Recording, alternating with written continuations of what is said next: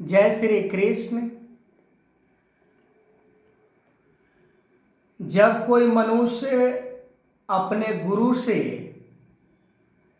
निराकार परमात्मा को जान लेता है तो इस संसार में फिर उसे न जीने का इच्छा होता है, न मरने का भय होता है और न कुछ पाने का लालच होता है, न कुछ करने का उसके मन में भाव उत्पन्न होता है। इस प्रकार के सोच कोई साधारण पुरुष नहीं कर सकता है। आज लालच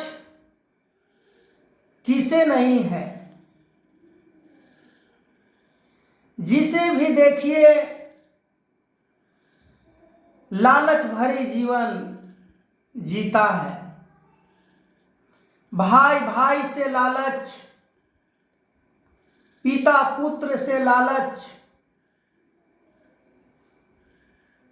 परिवार से लालच, अड़ोस पड़ोस से लालच कि हमारा मकान पड़ोसी से ऊंचा हो जाए, हमारा पड़ोसी के जीवन में कभी भी वो सुख चैन से जीवन ना जी पाए। किसे मरने का भय नहीं होता। संसार में हर कोई चाहता है कि मैं कभी भी ना मरूं, मैं जीवित ही रहूं और संसार के उपभोग करता रहूं। किसे संसार में मरना पसंद है? शायद किसी को भी मरना पसंद नहीं है।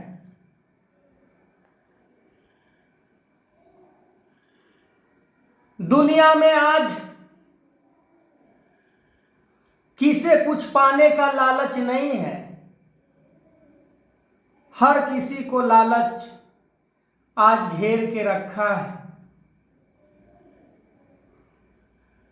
कुछ धन हो गया तो और आगे सोच बढ़ जाता है उसका।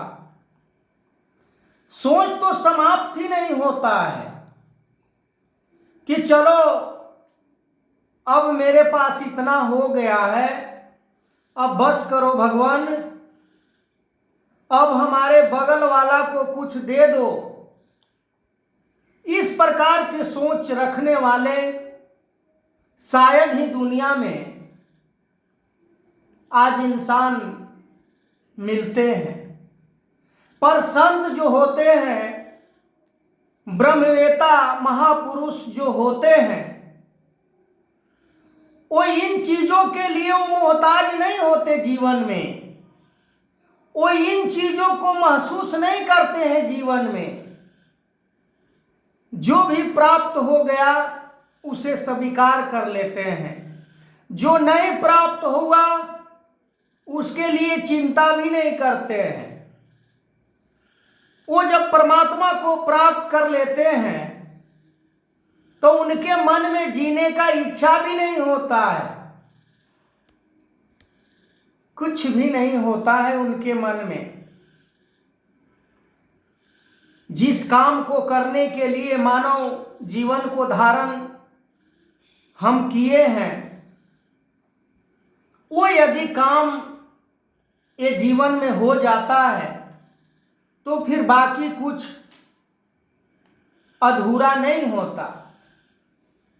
हम यदि बालपन से युवा जवानी बुढ़ापा तक हम ये सोचते रहें कि हम जीवन में कुछ भी प्राप्त नहीं किया, बहुत कुछ प्राप्त करके भी यदि महसूस करता है कि मैंने कुछ प्राप्त नहीं किया, पर संत महापुरुष परमात्मा को प्राप्त करके